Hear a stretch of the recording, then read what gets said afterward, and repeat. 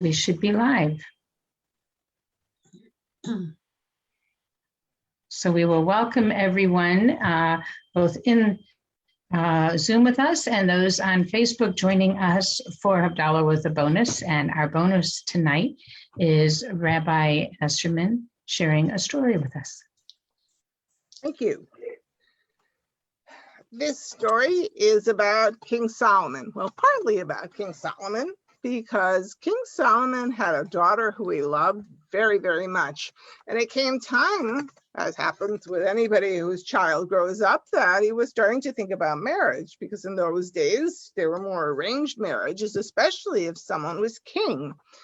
So he would be reviewing different possibilities of princes of here and princes of there, of people he knew were wealthy and people he knew were good, but he could tell that his daughter Shira really wasn't interested at all. Her eyes were glazing over. And to be perfectly honest, Solomon loved her so much and he loved having her at home. He didn't really care if she married right away. After all, not only was she beautiful, but she was wise and kind and just interested in all kinds of things. See, because some men would come, princes and rich men who would come to want to marry her, and they would look in the castle and she wasn't where they thought she would be. No, she was in the library. Or sometimes she would go out to the marketplace and she would be bargaining with traders that even King Solomon didn't know their language. And then another day she might be found playing her flute in the fields or deep in the mud watching the villagers dig a well. It didn't matter. If her hair was pasted wet back on her head, always she was beautiful. And when she spoke, everyone leaned towards her like sunflowers to bask in her warmth. So at times like this, when Solomon could see that she wasn't paying much attention to him, he just put his hands in his head and groaned a bit and ordered his carriage to take him wherever he was going or to do something else, because he felt it might be totally impossible to find a husband for Shira. At the end of another frustrating day, King Solomon fell into bed and entered the world of dreams. At first, his dream was beautiful. There was Shira, his precious daughter, wearing a crown of shining jewels and dressed as a bride in a gorgeous outfit. The chuppah, the wedding canopy, was filled with fresh flowers and careful embroidery. And Solomon was walking her proudly to the chuppah. But what groom was waiting for her? A poor man dressed in rags, a peasant. How could this be? Solomon spun around to see the groom's name on the ketubah, the wedding document, but the words wavered before his eyes. But one thing stood out in the ketubah, the phrase that held the date of Shira's wedding, which was exactly 1 year from that day. Solomon woke up shivering. The vision had been so vivid, he felt it was a prophecy. So even before the sun rose, he sent for Shira. My child, he said, I have a vision you're going to marry a poor man. Shira interrupted him. Oh, good father, I'm tired of all these princes who only care about wealth and finery. Who is he? Can you find out whether he's musical or... Did you hear what I said, Shira? Poor man, it's impossible, thundered Solomon. A noise escaped Shira's throat. It sounded like it was the beginning of a laugh, but she bit her lip and said, You're right, father. I guess you'll have to give him enough money so he won't be poor anymore. So Solomon knew that she wasn't going to be taking him seriously, so he had to devise a plan on his own because he felt it was important to save his daughter after all. A rich king, wise king, his daughter marry someone who's poor, just couldn't happen.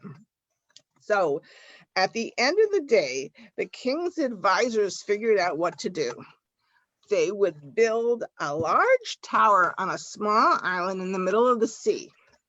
Their Shira would be locked, not locked, protected for the next year. That way, the terrible prophecy could not come true. At first, Shira was shocked. Locked up in a tower with only a few servants for company for a year? But then again, she started to think alone in her tower, she could catch up on her reading. Some of us could really appreciate that thought. Alone in her tower, she would not have to sit through a long, another boring matchmaking dinner. Alone in her tower, she could play her flute day and night and not disturb anybody. So it was a happy princess who waved goodbye from the tower's rooftop. But as her father's boat started to float away, all of Shira's courage left her. To make it worse, the sky darkened and the wind began to lash back and forth. How could a storm come so quickly? There were no storm clouds there, but then when she looked up, she saw an enormous bird in the sky. A bird so large it blocked out the sun, so swift it made waves come up on the beach. Her father had told Shira of the monstrous bird called the Ziz, and now here it was, flying straight towards her. The Ziz was covered with dark feathers, each as big as she was. Its talons held a limp form of a man, and its eyes hunted for still more to eat. Shira's servants screamed and ran to try to get away from each other and get in the door to the tower. But Shira just stood there motionless. Then she pulled her flute from her sleeve, blasted 3 shrill notes. The Ziv must have been surprised by this fierce response, because it dropped the man right on the tower roof, reared up, and 3 beats flew away. Looking now at the man, Shira saw that he was sitting up and shaking his head back and forth to clear his head. His clothes were shredded around the edges like a banner that had been flying too long. "Thank you," he gasped. "You saved my life. I was out working on the field when that creature came from nowhere and snatched me up. How did you scare it away?"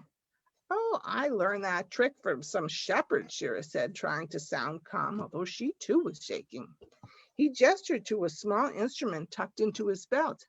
"I too have a flute," he said. "I have never had much, but now it's all that's left to me."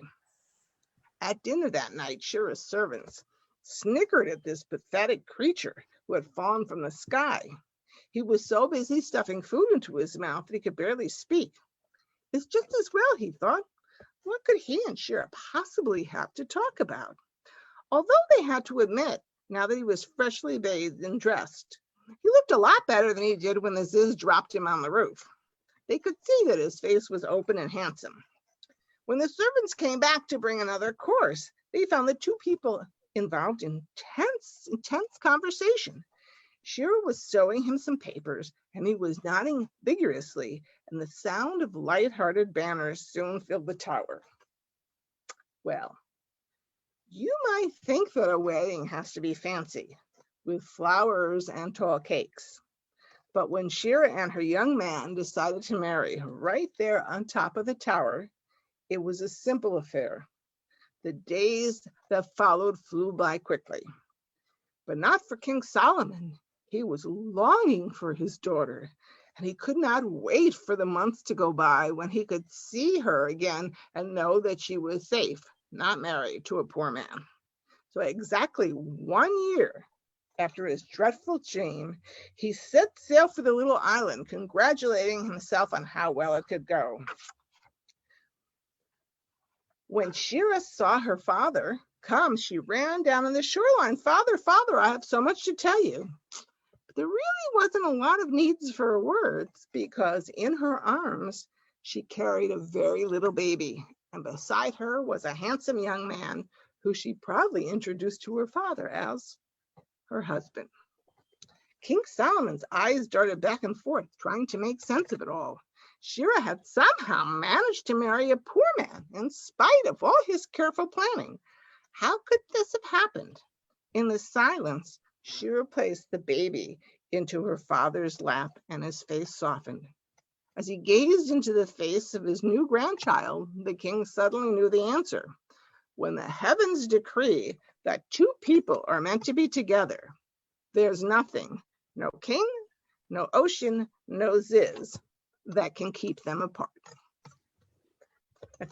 I'm not sure that I believe always in the Beshert idea, that there's just one person or something out there for you, but I thought it was kind of clever the way that they managed to work around, and Shira got to marry someone that was perfect for her.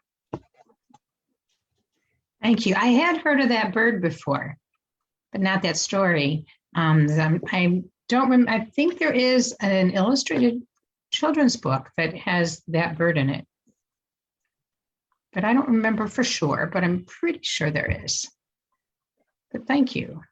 I think there's about 8 versions of almost any story that you can find, because Rabbi Barbara, when you were telling stories, I would be listening to them and then thinking, wait, but doesn't it know? And this goes different ways. So a lot of it are folk tales or tales from the Talmud that have been expanded, or Hasidic tales and things that everybody has a slightly different version of.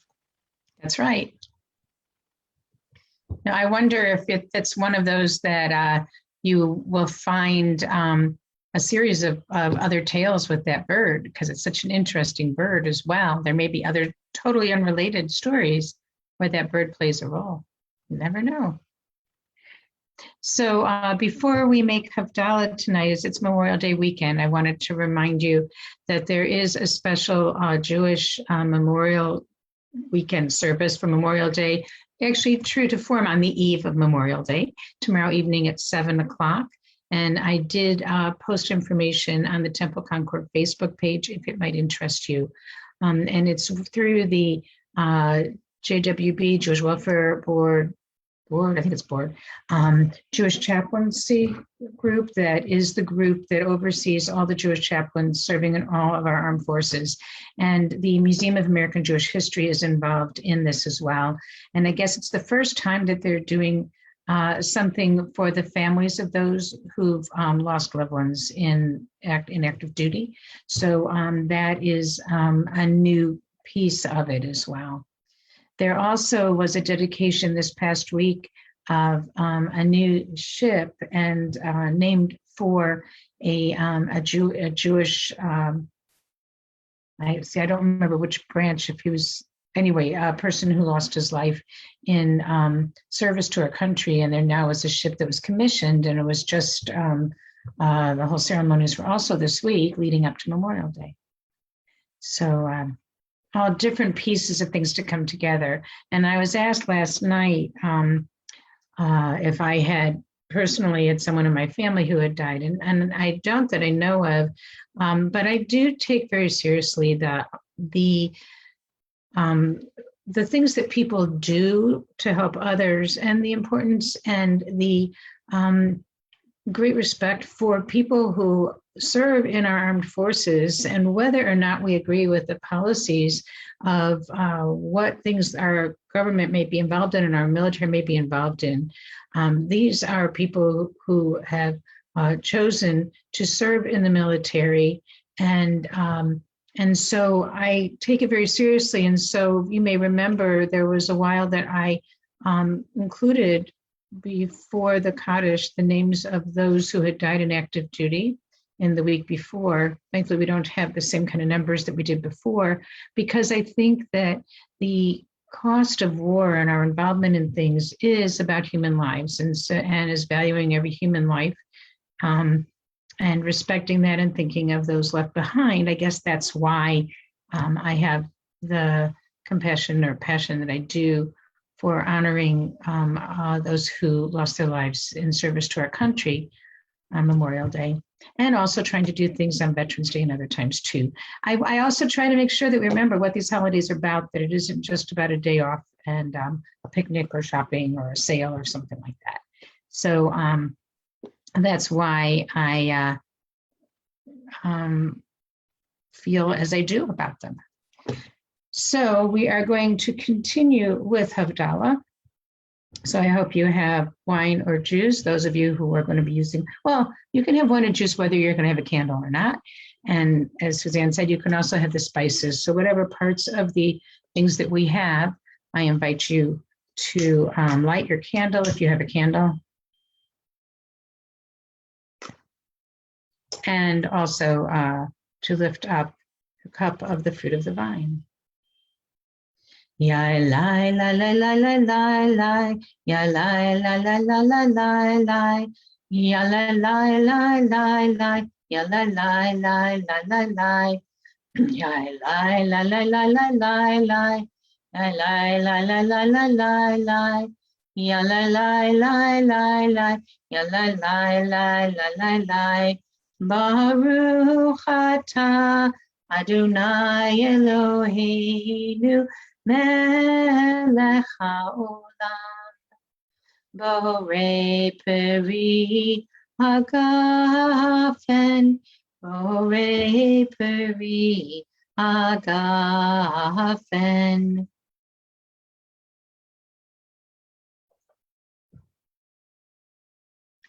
Ya la la la la la la la, ya la la la la la la la, ya la la la la la, ya la la la la la la. Baruch atah Adonai Eloheinu melech haolam borei minei v'samim borei minei v'samim.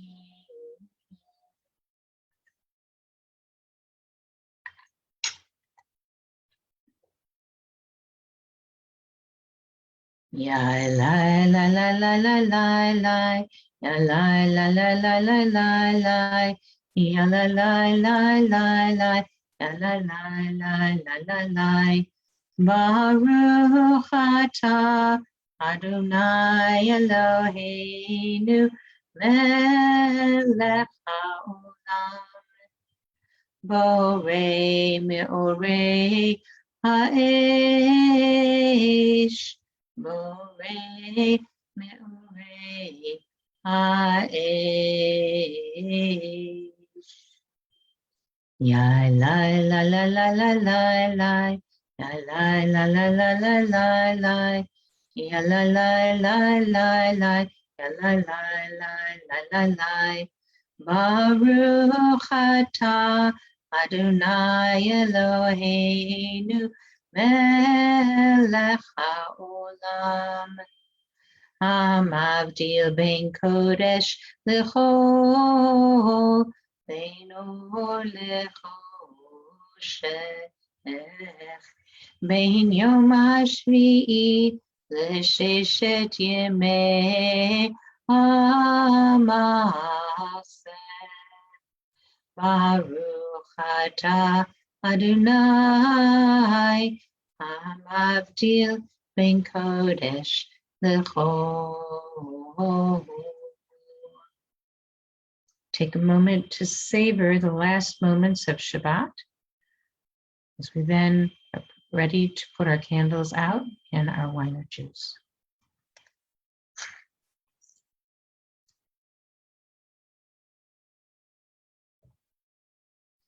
Eliyahu Hanavi, Eliyahu Hatishbi, Eliyahu, Eliyahu, Eliyahu Hagiladi, Bimera v'yameinu, Yavo Eleinu, Imashiach ben David, Mashiach ben David. I invite you to unmute so we can sing the last part of Eliyahu Hanavi again together. Eliyahu Hanavi, Eliyahu Hatishbi, Eliyahu, Eliyahu Hagiladi. And we conclude with Shavua Tov, wishing everyone a good week.